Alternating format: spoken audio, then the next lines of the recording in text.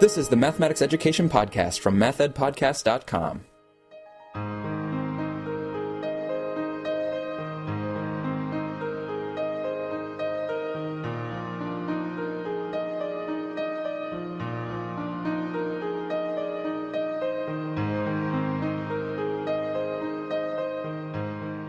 Welcome to the Math Ed Podcast. My name is Sam Otten from the University of Missouri, and my guest is Dr. Anita Wager, who's an assistant professor in the Department of Curriculum and Instruction at the University of Wisconsin-Madison. Anita, thanks for being here.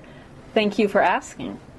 We're going to be talking about Anita's current article in the Journal for Research in Mathematics Education, Volume 45. The article is entitled Noticing Children's Participation, Insights into Teacher Positionality Toward Equitable Mathematics Pedagogy. But before we get to the article, I always like to start by backing up just a bit to graduate school. So, Anita, could you just let us know about your graduate school experience and maybe tell us a little bit about your dissertation? Sure. My graduate school experience is a little complicated or a little different. I actually went to business school first, Columbia, and worked on Wall Street for a few years, and then started teaching in elementary school. In order to do that, I went to Johns Hopkins to get a Master of Arts in Teaching, and then started doctoral studies there. But because I ended up being really interested in work in equity, and then came across the University of Wisconsin's Diversity in Math Education, the DIME CLT. I transferred, although I guess you don't really transfer in graduate school. I kind of restarted and came to do my doctoral studies here at the University of Wisconsin. I was fortunate enough to be Tom Carpenter's student. In fact, I was his last student. And oh, wow. For my dissertation, I did a study of professional development on equity in mathematics that was called Developing Equitable Mathematics Pedagogy. Okay, so can you tell us a little bit about what you mean by equitable mathematics pedagogy, because that comes into play in the current article as well. Sure. I think that my view of this continues to evolve, and when I wrote about it for my dissertation, I was really thinking about it in three ways and really drawing on Ladson Billings' work in culturally relevant pedagogy and thinking about academic achievement, in this case mathematics academic achievement, connecting to children's cultural and community resources and developing cultural competence, and then also exploring issues of social justice. So now I think about equitable mathematics pedagogy as practices that consider children's multiple mathematical resources and provide equitable opportunities to learn. And when I talk about multiple mathematical resources, I mean children's mathematical understanding, their community and home practices and experiences, and then for my recent work, which is more recent than the study we're talking about today, my work in early childhood, also the mathematics that children engage with in play. I'm curious about your interest in equity, especially given your quite unique background getting to this place in mathematics education. Yeah, I think that many people find it somewhat ironic that I started my career on Wall Street, and yet I study equity, a very different kind of equity. I have always been very committed to social justice and equity, and it's something I would really attribute to and thank my mother for. She was always involved in what I would call local community and personal activism, and she just instilled very early on in my life a deep sense for justice and for representing those who might not always be able to represent themselves, and for advocating for others. And I didn't really connect this idea to schooling until I started teaching. And after I worked on Wall Street for several years, I got my degree and was a fifth grade teacher in an ethnically and linguistically and economically diverse school. And in that school, because of district mandates, we started tracking our students for mathematics in the second grade. And the way that ended up playing out was those children that were put in, quote-unquote, the low track in second grade, who were, for the most part, African-American boys, ended up staying in that low track, and basically every year, second grade, third grade, fourth grade, they just got the same math, and it was taught in the same way, and they never really had the opportunity to learn very much. It just made me crazy. That's ultimately what led me to grad school, first at Johns Hopkins, and then ultimately to University of Wisconsin-Madison. So you had an interest in social justice and awareness of social justice issues, but that wasn't why you got into teaching. You actually got into teaching for other reasons and then noticed, oh wow, there's a lot of social justice issues at play in schools or in teaching. Yeah, I think I didn't really think about it. Like, that wasn't specifically why I went into teaching. I just wanted to teach. And had always had in the back of my mind that that was something I was going to do at some point, and thankfully I found the right time. And so then after you found yourself going to graduate school and really pursuing further studies of this, has that changed your perspective on equity, or how do you approach equity now, would you say? I think it's just, well, I believe it's something that continuously evolves and has really deepened the way I think about it. As a teacher, in my mind, the way I described it was about tracking. And it actually aligns perfectly with the idea of opportunities to learn. Because when you're put in a particular track, you are given particular opportunities to learn. So as I think about opportunities to learn, providing access to math content and practices that enable children to exhibit competency, that's exactly what tracking doesn't do. So maybe I came full circle a little bit. I just didn't have the words for it when I was teaching. Right. So in the article from Jeremy, volume 45, and I think it's still the current issue of that journal, you tackle some research questions about the relationship between elementary math teachers' noticing of children's participation and the teachers' equity perspectives, or the way that they kind of position themselves or position other teachers with respect to equity. Do I have that kind of right in terms of the goal or the target of the article? Yes, you do. So could you tell us about the setting or the data that you collected in this study? This was a study of professional development that I facilitated. I call it a hybrid PD in the article because it differed from typical PD in that it was a semester long and all of the participants received 3 graduate credits for taking the course. Thus, it was sort of a hybrid between a graduate class and professional development. The goals of the PD were really twofold. It was interesting the way this whole study came about. The district in which this takes place had been working on a pedagogical framework and a series of teacher resources to support what they called balanced math. And this was a framework that encouraged teachers to engage students with problem solving, a la CGI, or cognitively guided instruction, number work, inspecting equations, which is early algebra, and then also fluency. And there were a couple schools that I was working with that wanted to have some more PD around this framework, but I was really interested in bringing in explicit discussions of equity and ways the framework could support equitable math pedagogy. So we kind of had this negotiation about what the PD would be like in order to meet both the school's goals and mine, and then, of course, the teacher's goals. And it ended up working out really well, and the PD ended up being about both, enacting the framework, and for me, examining who and how children had access to opportunities to learn by having the teachers reflect on the students' participation. Yeah, and that's interesting, too, because it gives an opportunity to reflect on the students' opportunities to engage in both sides of the balance. Like, are they getting the problem solving and that kind of conceptual understanding? Are they also getting opportunities for the fluency or the more quote-unquote basics? Exactly. And as with many of these sort of longer professional development, which is what I tend to do, I could be looking at this data in a lot of different ways and look at a lot of different things. For this study, what did you end up analyzing? I know you have, it involves the teachers noticing student participation. It also involves the teachers' positional identities.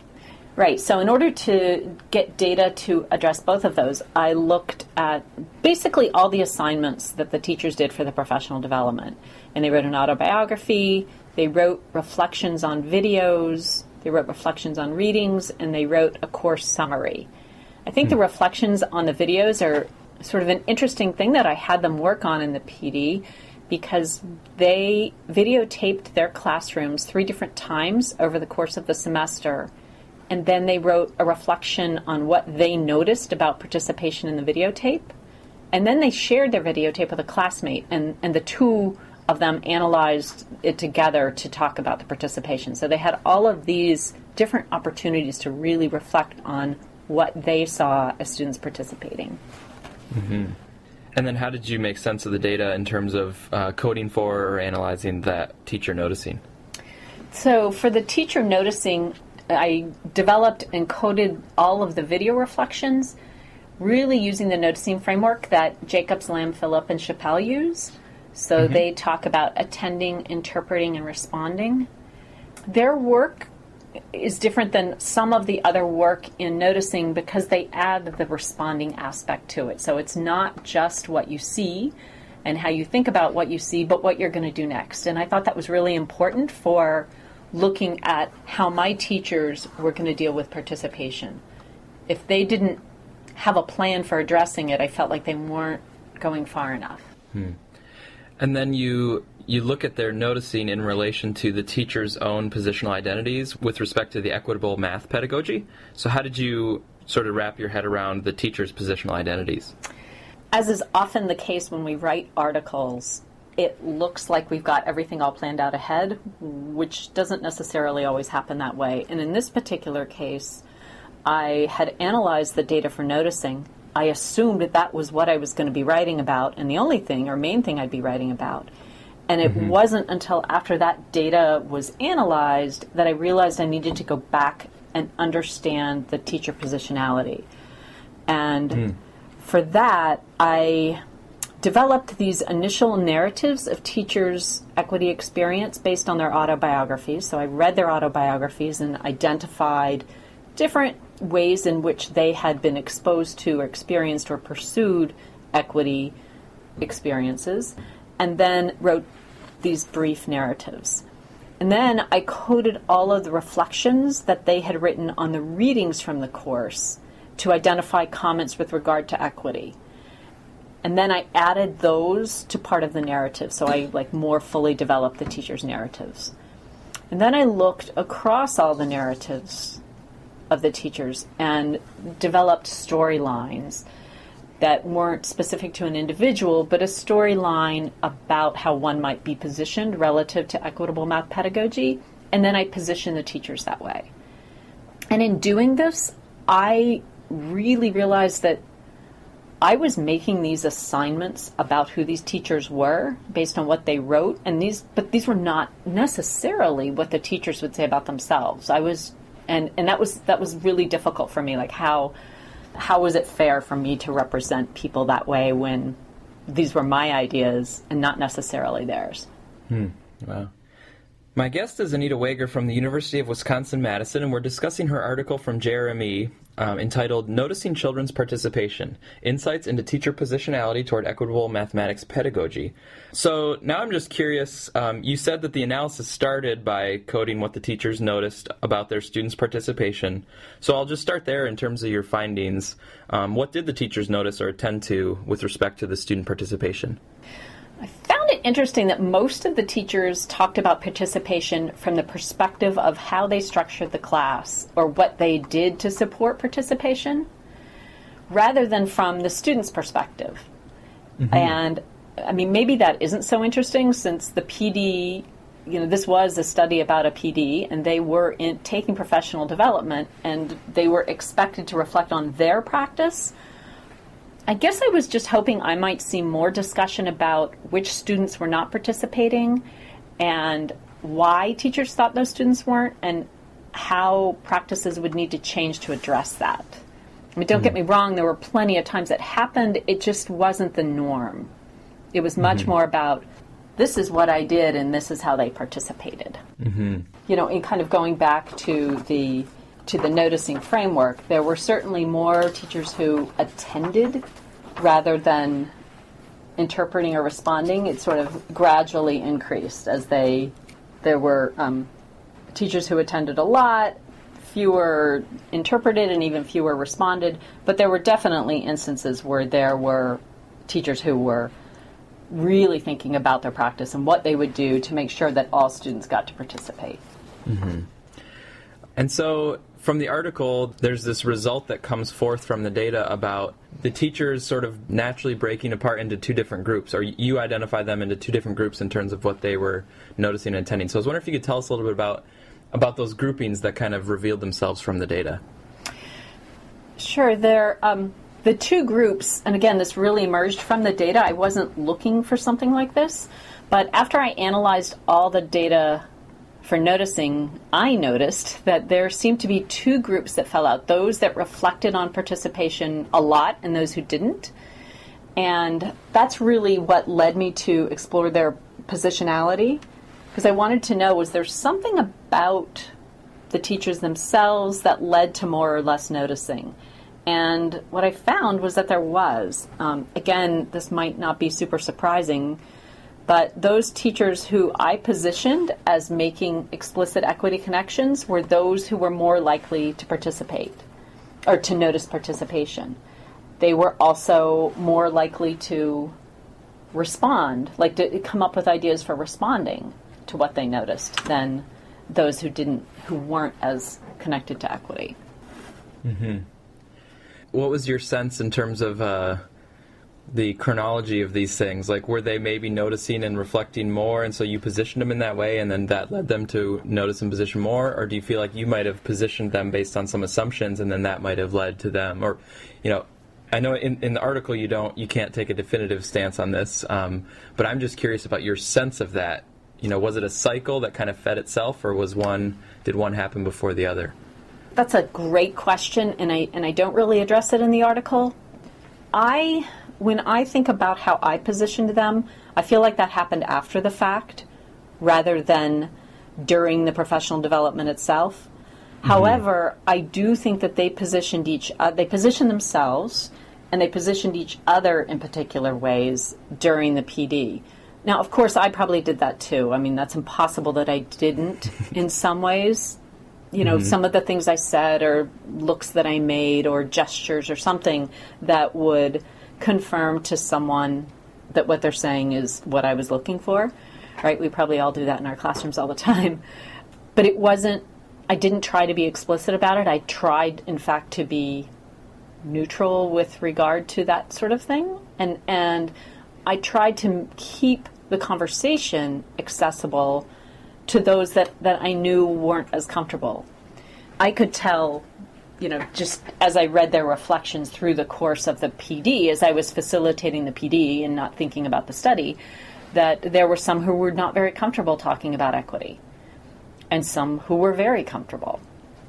And mm-hmm. So I tried to open the door, but I don't think I did a great job. Mm-hmm. So you talked about opening the door and trying to encourage more people to reflect on these equity issues that are so important. And in the article, you talk about the emergent noticers who kind of maybe did walk through that door. So could you tell us a little bit about those participants? Sure. The way I ended up defining the two groups were the frequent noticers and the emergent noticers, more for just lack of a better term for that. But within mm-hmm. the emergent noticer group, I felt like there were sort of two categories, because two of the teachers focused all their discussion on the mathematics, but also raised concerns about equity and really how they could access the conversations. And while they didn't always write something in their reflections, in the final course summary at the very end of the class, I had them write just their experiences in the course. One of the teachers talked about that she understood it's really important to talk about race, but it was also really hard to talk about, and she didn't know how to enter that conversation. And these schools that I was working with did talk about race a lot in sort of their school-wide professional development.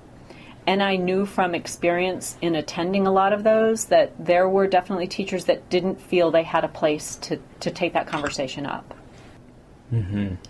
It's just a challenge in society, but also a challenge, very much for teachers and educators working in this arena where it's important issues, but they're also very sensitive and very challenging.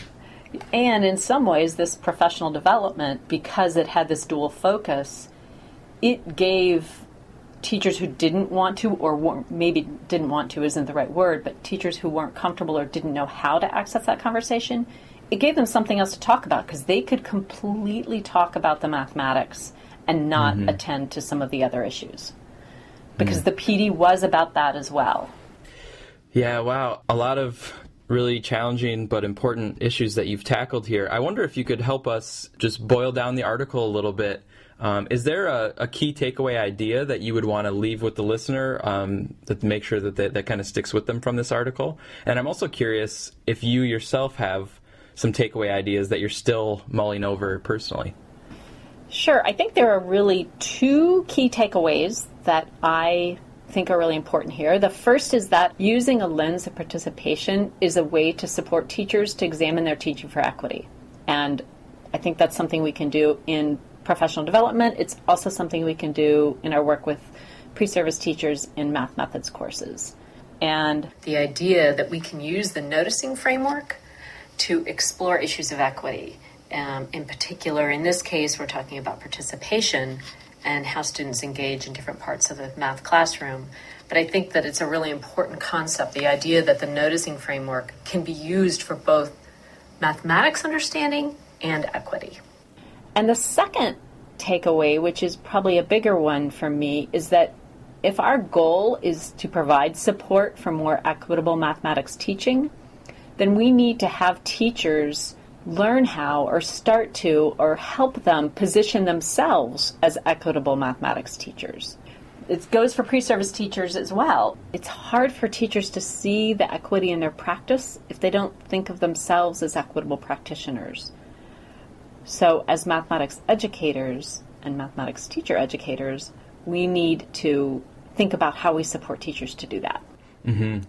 I think about, one of the goals for teachers is for them to help develop a powerful identity in their students as mathematical thinkers and doers. But if we are teacher educators, we're working with teachers, we need to help the teachers develop a powerful identity as equitable practitioners so that they can then take that and help their students to identify themselves as mathematical thinkers and legitimate mathematical participants. That's exactly right. That's a perfect analogy of how we want to do that. My guest is Anita Wager from the University of Wisconsin-Madison, and Anita, you are a SIG RME Early Career Award winner, so congratulations on that, by the way. But now I'm actually going to ask you to imagine if you weren't an Early Career Award winner and you weren't even in the career of mathematics education. So you had, kind of your business history, so there might be something here to connect to. This makes this question a little bit more intriguing. If you weren't in mathematics education, what do you think you'd be doing with your life? I definitely would not be going back to Wall Street. Okay.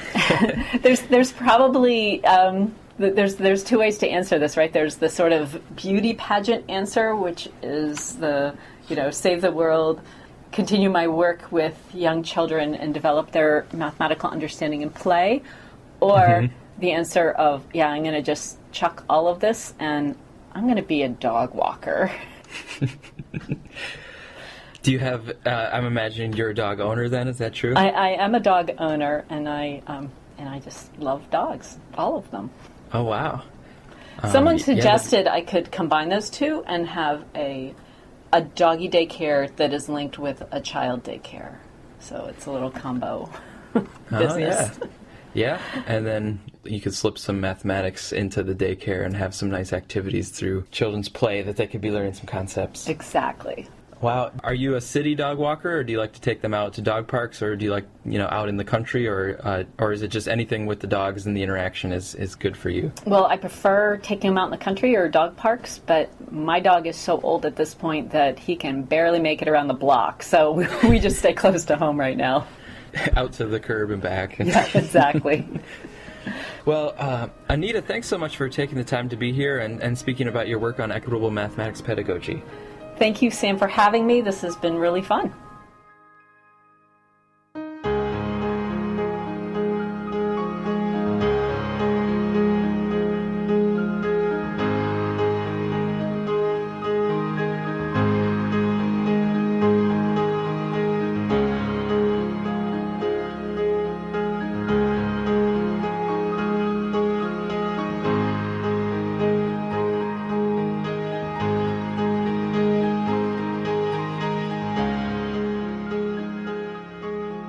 Thank you for listening to this episode of the Math Ed Podcast. If you'd like to support the podcast financially, please use the PayPal donation button at mathedpodcast.com.